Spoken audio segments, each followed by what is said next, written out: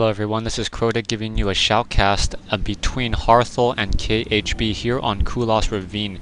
We have Harthal spawning as the Protoss player over here on the bottom left hand position, the 7.5 position. Meanwhile, all the way across the map we have KHB spawning as the blue Terran player. So very nice. We'll have a good luck, have fun. Harthal says have fun, and then KHB says no good luck. It's like, why would I wish my enemy luck? And BL is more like it. And then KHB responds with "You may anger me." Harthal responds with "Nice."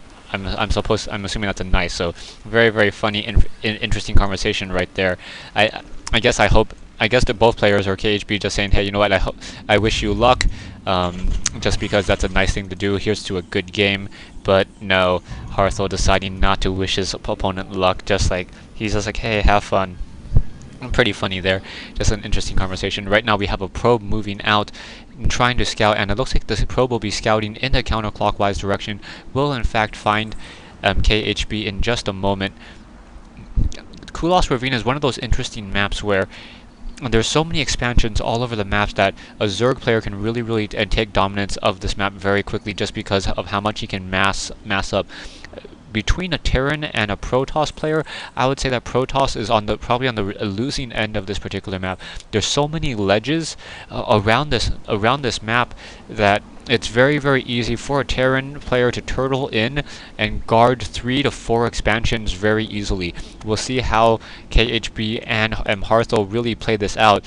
My money is still on KHB, as KHB has just been a dominant player from what I've seen over the past couple of games.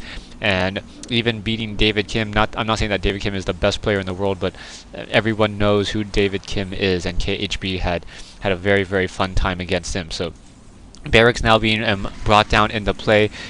We have a refinery being built. Command center. This is still before Terran was stronger.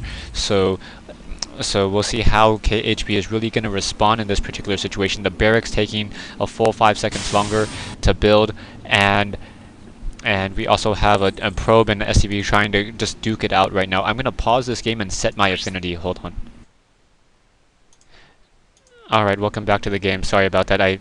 Every single time I do a replay, for some reason my StarCraft closes down and brings back up, and it disables the affinity. So I had to make sure I do that before the game started to lag too much.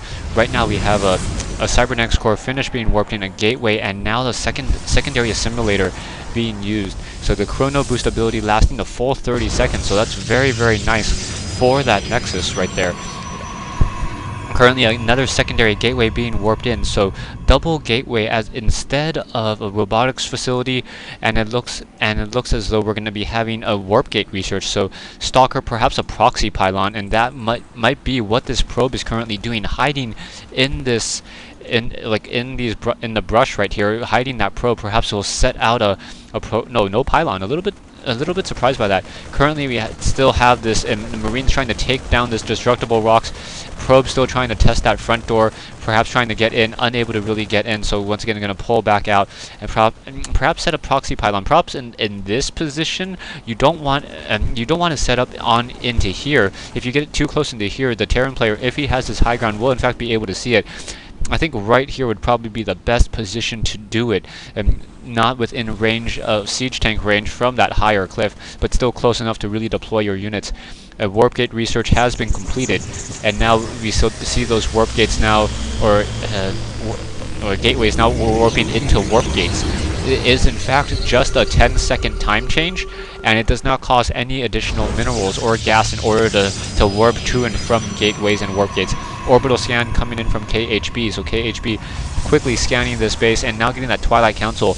Twilight Council most likely is going to be researching Blink or researching Charge, and that's the real question of the day. Harthal still sitting on, finally warping in some units, so warping in some Stalkers. So Stalkers now being warped in. Taking a look at the unit overlay, and another pylon being warped in over there. So perhaps, can you warp in onto ground you can't see? I'm not sure about that. still currently has 2 Stalkers and 1 Zealot. Looking at the warp gates, the warp gate is on that cooldown timer, so he'll in fact be able to warp in more units now if he in fact chooses to. I really like that warp gate strategy, as it allows you to produce additional probes and then not really have to worry about spending that money on those Stalkers until you really need them. So that's a really balanced army right there. KHB is sitting on 38 food right now, while we look at Harthal sitting at 43. So Harthal with that larger army and with a couple Stalkers, and now warping in even more Stalkers. So those Stalkers warping in fairly quickly. Still a little bit surprised that there isn't a proxy pylon set up out there in order to try to push in on KHB. Now we have a siege tank still trying to take down these destructible rocks. Remember, these poor Marines only deal 3 damage per shot against destructible rocks, which have 3 armor. So those Marines can be attacking that for a very long time. Finally destroys it, and now going to head up to that high ground. And now, oh, that proxy pylon's going to be late. And is going to be, in fact, very late. Xel'Naga Watchtower activated, and that Xel'Naga Watchtower going to start shooting down that probe. So that probe going to be forced to push back out right there. And now that pylon is going to be able to blink up to that high ground. No, unable to blink up to that high ground. And now we have some Banshees up in the air. So that Banshee just trying to shoot that down. See, that pylon should have been built much earlier if he in fact wanted to do that. Siege tank currently sitting there does not have siege tech yet, and now trying to these destructible rocks down to 1400 hit points. The damage from the Stalkers are in fact plus 14, and siege tank finally getting into siege range and able to just destroy two of those Stalkers. Well, those Stalkers backing in, getting destroyed once again. So down to 4 Stalkers. A little bit of a misplay by Harthal. Harthal losing those units very needlessly. KHB now going to get this expansion up, and at this point in the game, Harthal needs to set up an expansion of his own in order to keep up economically. He cannot push in at this time. The command center is already currently being built, and KHB is sitting on such a high defensive position with Banshees and siege tanks. Is just looking fairly strong right now. There's also bunkers on that front door. That poor probe didn't even see what hit him when that siege tank just did a single blast. Engineering bay, no additional research coming into play, and a fusion core being built. So fusion core in this particular patch could be for either, what was it? It could be for cloak tech right here, or it could be for battle cruisers, most likely for cloak tech, and KHB massing starports. Harthal, on the other hand, taking this time while the Terran player is turtling in order to try to grab this high yield mineral expansion.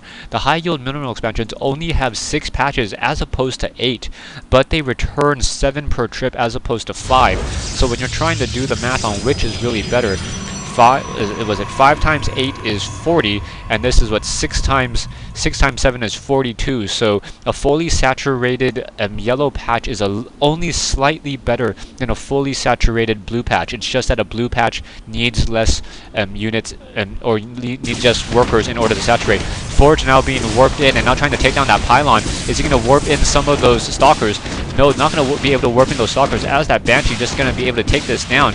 That probe should probably try to warp in an additional pylon, and really that poor pylon's not going to really be able to do anything. KHB going to be forced to pull back with that one Banshee that's now up in the air. Stalkers unable to really hit that high ground, and now here's an army of Stalkers just sitting down here waiting. A single observer is now out as well, so that observer permanently cloaked, and also a detector. Also a detector now moving out. I'm going to take this time and this pause in the game to go ahead and say stay tuned for part 2 and the conclusion of this replay between Harthal and KHB here on Kulas Ravine.